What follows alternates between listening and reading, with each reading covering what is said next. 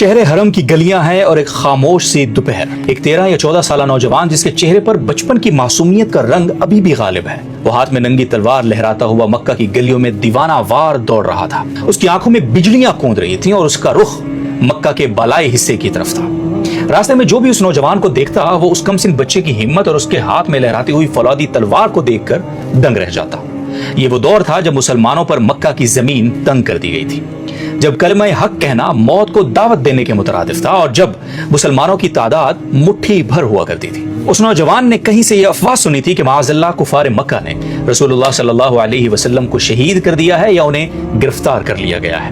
وہ کسی انجام کی پرواہ کیے بغیر تنہا پورے قریش سے ٹکرانے نکل کھڑا ہوا تھا۔ اس کے دل میں صرف ایک ہی تڑپ تھی کہ اگر یہ خبر سچی ہے تو وہ مکہ کے ہر گھر میں صف ماتم بچھا دے گا، یہاں تک کہ خود بھی شہید ہو جائے گا۔ راستے میں خود نبی کریم صلی اللہ علیہ وسلم سے اس کا سامنا ہو گیا۔ آپ صلی اللہ علیہ وسلم نے اس کمسن مجاہد کو اس حال میں دیکھا کہ اس کے ہاتھ میں برہنہ تلوار ہے اور وہ جوش غضب سے معمور ہے، تو دریافت فرمایا، اے فلاں، تمہیں کیا ہوا ہے؟ انہوں نے ہانپتے ہوئے جواب دیا، یا رسول اللہ، میں نے سنا تھا آپ کو کسی نے نقصان پہنچایا ہے، تو میں نے عہد کیا تھا کہ آپ کے تمام دشمنوں کو اس کا سبق سکھا کر رہوں گا۔ آپ صلی اللہ علیہ وسلم یہ سن کر مسکرائے، ان کے جذبہ فدائیت کو سراہا اور ان کے حق میں ان کی تلوار کے حق میں خیر و برکت کی دعا فرمائی۔ تاریخ اسلام گواہی دیتی ہے کہ یہ اسلام کی خاطر میان سے نکلنے والی پہلی تلوار تھی اور اسے چلانے والے خوش نصیب کا نام حضرت زبیر بن عوام رضی اللہ تعالیٰ عنہ تھا۔ یہی وہ شجاعت اور وابستگی تھی جس نے آگے چل کر انہیں حواری رسول صلی اللہ علیہ وسلم کے عظیم المرتبت منصب پر فائز کیا، جس کی مثال تاریخ انسانیت پیش کرنے سے قاصر ہے۔ حضرت زبیر بن عوام رضی اللہ تعالیٰ عنہ کا تعلق قریش کے نہایت معزز اور بااثر خاندان بنو اسد سے تھا۔ آپ کا نسبی تعلق حضور صلی اللہ علیہ وسلم سے اتنا گہرا اور ہمہ جہت تھا کہ وہ کئی رشتوں سے آپ صلی اللہ علیہ وسلم کے قریب ترین عزیز قرار پاتے تھے۔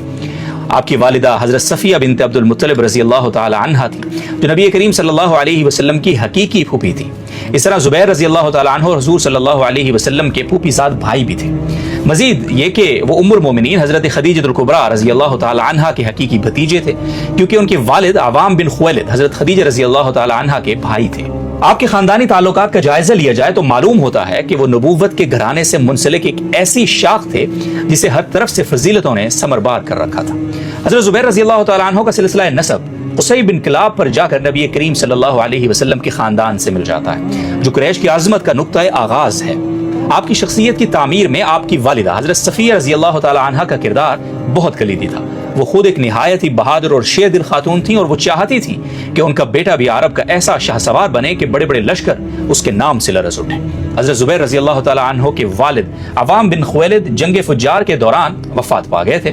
اس وقت زبیر رضی اللہ تعالی عنہ کم سن تھے۔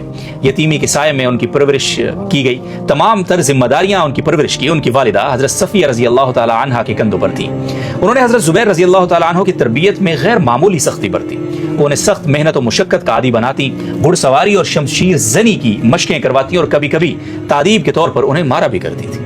اس سخت تربیت کا اثر یہ ہوا کہ حضرت زبیر رضی اللہ تعالی عنہ لڑکپن ہی میں جسمانی طور پر نہایت مضبوط اور اعصابی طور پر انتہائی مستحکم ہو گئے تھے۔ مکہ کے معاشرے میں ان کی شجاعت کے چرچے بچپن ہی سے زباں زدہ عام تھے۔ جب مکہ کے افق پر اسلام کا سورج طلوع ہوا تو حضرت زبیر رضی اللہ تعالی عنہ ان چند خوش نصیبوں میں شامل تھے جنہوں نے دعوت حق پر لبیک کہنے میں لمحہ بھر کی بھی تاخیر نہیں کی۔ انہوں نے حضرت ابوبکر صدیق رضی اللہ تعالی عنہ کی دعوت پر نہایت کم عمری میں ہی اسلام قبول کر لیا۔ آپ السابقون الاولون میں شمار ہوتے ہیں۔ قبول اسلام کے بعد آزمائشوں کا وہ طوفان اٹھا جس نے مکہ کے در و دیوار ہلا دیے۔ چونکہ حضرت زبیر رضی اللہ تعالی عنہ ایک معزز خاندان سے تعلق رکھتے تھے، اس لیے ان کا اسلام لانا مشرکین مکہ اور بالخصوص ان کے خاندان کے لیے ایک بڑا دھچکا تھا۔ ان کے چچا جو اپنی سخت گیری کی وجہ سے مشہور تھے، ان پر ظلم و ستم کا پہاڑ بن کر ٹوٹ پڑے۔ وہ زبیر رضی اللہ تعالی عنہ کو پکڑتے، انہیں ایک چٹائی میں مضبوطی سے لپیٹ دیتے اور پھر ان کے ناک اور منہ کے بالکل قریب آگ جلا کر دھواں دیتے تاکہ ان کا دم گھٹنے لگے۔ دھوئیں کی اس گھٹن اور تپش میں زبیر رضی اللہ تعالی عنہ کی آنکھیں حلقوں سے باہر ابلنے لگتی اور سانس اکھڑنے لگتی۔ اس حالت میں ان کا چچا داڑ کر کہتا، زبیر، محمد کے رب کا انکار کر دے تو میں تجھے اس عذاب سے نجات دے دوں گا۔ لیکن اس کم عمر نوجوان کے ایمان کی جڑیں اتنی گہری تھی کہ وہ اس اذیت ناک حالت میں بھی پوری قوت سے پکار اٹھتے تھے، میں کبھی کفر نہیں کروں گا، میں نے حق پا لیا ہے اور اب اسے کبھی نہیں چھوڑوں گا۔ یہ استقامت و صحت کے مسلمانوں کا تو رائے امتیاز تھی، اور حضرت زبیر رضی اللہ تعالیٰ عنہ ان میں سب سے نمایاں تھے۔ مکہ میں جب ظلم و ستم کی چکی کے پاٹ مزید تنگ ہو گئے اور مسلمانوں کا جینا محال کر دیا گیا تو رسول اللہ صلی اللہ علیہ وسلم نے صحابہ کرام کو حبشہ کی طرف ہجرت کرنے کا مشورہ دیا۔ حضرت زبیر رضی اللہ تعالیٰ عنہ ان پہلے 15 مہاجرین میں شامل تھے جنہوں نے اللہ کی رضا کی خاطر اپنا گھر بار، رشتے ناتے اور وطن چھوڑ دیا اور حبشہ کے انجان راستوں پر نکل پڑے۔ کچھ عرصہ بعد جب مکہ میں حالات کی تبدیلی کی خبریں ملی تو وہ واپس مکہ آ گئے، لیکن جلد ہی انہیں مدینہ کی طرف ہجرت کا حکم ملا۔ مدینہ منورہ میں ان کا نکاح سیدنا ابوبکر صدیق رضی اللہ تعالیٰ عنہ کی صاحبزادی حضرت اسماء رضی اللہ تعالیٰ عنہ سے ہوا۔ ہجرت مدینہ کے بعد مسلمانوں کے ہاں پیدا ہونے والا پہلا بچہ حضرت عبداللہ بن زبیر رضی اللہ تعالیٰ عنہ تھا، جن کی پیدائش پر پورے مدینہ میں خوشی کی لہر دوڑ گئی تھی، کیونکہ یہودیوں نے یہ پروپیگنڈا کر رکھا تھا کہ انہوں نے مسلمانوں پر ایسا جادو کر دیا ہے کہ اب ان کے ہاں کوئی بچہ پیدا نہیں ہوگا۔ حضرت زبیر رضی اللہ تعالیٰ عنہ نے اپنے بیٹے کو حضور صلی اللہ علیہ وسلم کی گود میں ڈالا۔ آپ صلی اللہ علیہ وسلم نے کھجور چبا کر بچے کے منہ میں ڈالی، اور اس طرح حضرت عبداللہ بن زبیر رضی اللہ تعالیٰ عنہ کے پیٹ میں جانے والی پہلی چیز حضور صلی اللہ علیہ وسلم کا مبارک لعاب تھا۔ تاریخ اسلام میں القابات کی کمی نہیں، لیکن حواری رسول صلی اللہ علیہ وسلم وہ خاص لقب ہے جو حضرت زبیر بن عوام رضی اللہ تعالیٰ عنہ کے نام کے ساتھ جڑا ہوا ہے۔ ایک ایسا اعزاز ہے جس میں ان کا کوئی شریک نہیں۔ یہ لقب انہیں غزوہ خندق کے کٹھن ترین حالات میں ملا، جب مدینہ کا 10,000 کے لشکر نے محاصرہ کر رکھا تھا اور اندر سے بنو قریظہ کی غداری کی خبریں مسلمانوں کے حوصلے آزما رہی تھی، تو رسول اللہ صلی اللہ علیہ وسلم نے صحابہ سے پوچھا، کون ہے جو دشمن کے قلعوں تک جائے اور ان کی صحیح صورتحال کی خبر لے کر آئے؟ حضرت زبیر بن عوام رضی اللہ تعالیٰ عنہ نے بغیر کسی ہچکچاہٹ کے لبیک کہتے ہوئے فرمایا، یا رسول اللہ صلی اللہ علیہ وسلم میں جاؤں گا۔ آپ صلی اللہ علیہ وسلم نے 3 بار یہ سوال دہرایا اور ہر بار حضرت زبیر رضی اللہ تعالیٰ عنہ اس سب سے پہلے کھڑے ہوئے۔ اس وقت آپ صلی اللہ علیہ وسلم کے لب مبارک سے وہ تاریخی جملہ ادا ہوا جو قیامت تک کے لیے زبیر رضی اللہ تعالیٰ عنہ کی عظمت کا استعارہ بن گیا کہ بے شک ہر نبی کا ایک حواری ہوتا ہے اور میرا حواری زبیر ہے۔ حضرت زبیر رضی اللہ تعالیٰ عنہ نے نبی کریم صلی اللہ علیہ وسلم کی معیت میں تمام غزوات میں شرکت کی اور ہر مارکے میں اپنی بہادری اور جنگی حکمت عملی سے اسلام کی نصرت فرمائی۔ آپ کی زندگی کا ایک بڑا حصہ میدان جنگ میں گزرا، جہاں انہوں نے ثابت کیا کہ وہ واقعی حضرت صفیہ رضی اللہ تعالیٰ عنہ کے سپوت ہیں۔ غزوہ بدر جو حق و باطل کا پہلا مارکا تھا، مسلمانوں کی تعداد کل 313 تھی اور ان کے پاس صرف 2 گھوڑے تھے۔ ان میں سے ایک گھوڑے کے سوار حضرت زبیر بن عوام رضی اللہ تعالیٰ عنہ تھے۔ اس دن انہوں نے سر پر ایک زرد رنگ کا امامہ باندھ رکھا تھا۔ روایات میں آتا ہے کہ جب اللہ تعالیٰ نے مسلمانوں کی نصرت کے لیے آسمان سے فرشتے اتارے تو ان فرشتوں نے بھی حضرت زبیر رضی اللہ تعالیٰ عنہ کی مشابہت اختیار کرتے ہوئے زرد امامہ پہن رکھے تھے۔ یہ زبیر رضی اللہ تعالیٰ عنہ کے لیے ایک ایسا اعزاز تھا جس پر کائنات رشک کرتی ہے۔ اس جنگ میں انہوں نے قریش کے مشہور پہلوان عبیدہ بن سعید کو واصل جہنم کیا، جس نے سر سے پاؤں تک لوہے کی زرہ پہن رکھی تھی اور صرف اس کی آنکھیں نظر آ رہی تھی۔ حضرت زبیر رضی اللہ تعالیٰ عنہ نے اپنی برچھی کا ایسا نشانہ لگایا کہ وہ سیدھا اس کی آنکھ میں پیوست ہو کر پار نکل گیا۔ غزوہ احد کے موقع پر جب جنگ کا پاسا پلٹ گیا اور مسلمانوں کی صفیں بکھرنے لگیں تو حضرت زبیر رضی اللہ تعالیٰ عنہ ان چند گنتی کے صحابہ میں شامل تھے جنہوں نے نبی کریم صلی اللہ علیہ وسلم کے گرد دفاعی حصار قائم کر لیا تھا اور اپنی جانوں کی پرواہ کیے بغیر تیروں اور تلواروں کو اپنے جسم پر روک رہے تھے۔ اسی جنگ کے آغاز میں انہوں نے قریش کے مشہور جنگجو کبش الکتیبہ کو اس وقت قتل کیا جب وہ اونٹ پر سوار ہو کر مسلمانوں کو للکار رہا تھا۔ حضرت زبیر رضی اللہ تعالیٰ عنہ شیر کی طرح جھپٹے، اس کے اونٹ پر جا کر چڑھے اور اسے نیچے گرا کر موت کے گھاٹ اتار دیا۔ جب 10 ہجری میں مسلمان فاتح کی حیثیت سے مکہ میں داخل ہوئے تو حضرت زبیر بن عوام رضی اللہ تعالیٰ عنہ مہاجرین کے 3 بڑے جھنڈوں میں سے ایک کے علمبردار تھے۔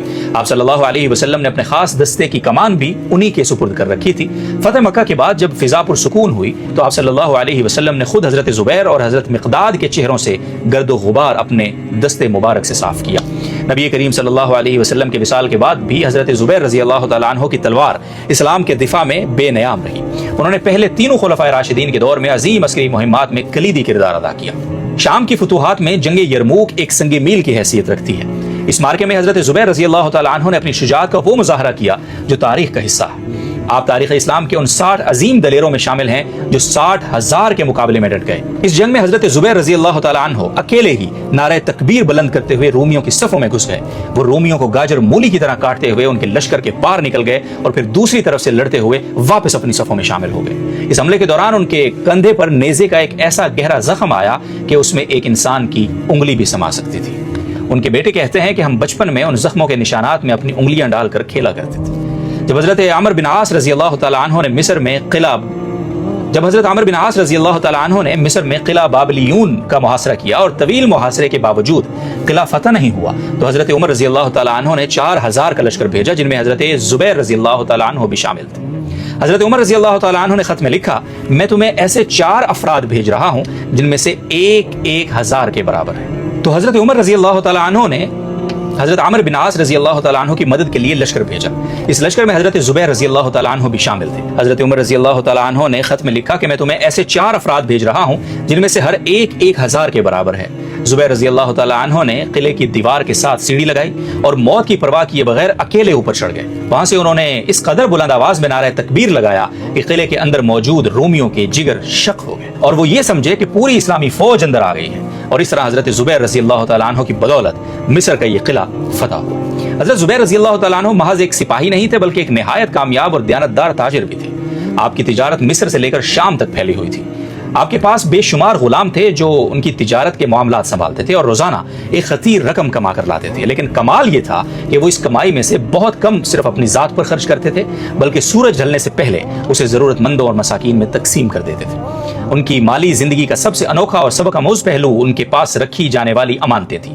मदीना के लोग अपनी रुकूम उनके पास बतौर अमानत रखवाना चाहते थे, क्योंकि वो जानते थे कि ज़ुबैर बिन अवाम रज़ी अल्लाह तआला अन्हु से ज्यादा अमानतदार कोई नहीं। लेकिन ज़ुबैर रज़ी अल्लाह तआला अन्हु उन रुकूम को अमानत के तौर पर लेने से इनकार कर देते और फरमाते, नहीं, मैं इसे अमानत नहीं बल्कि कर्ज के तौर पर कबूल करता हूँ, क्योंकि मुझे डर है कि अगर ये अमानत के तौर पर मेरे पास से ज़ाया हो गई तो मैं इसका जिम्मेदार नहीं हूँगा, लेकिन कर्ज की सूरत में इसे लौटाना हर हाल में मेरी जिम्मेदारी होगी। यही वजह थी कि उनकी वफात के वक्त उन पर लाखों दिरहम का कर्ज था, जो दर हकीकत लोगों की वही जमाशुदा अमानतें थी।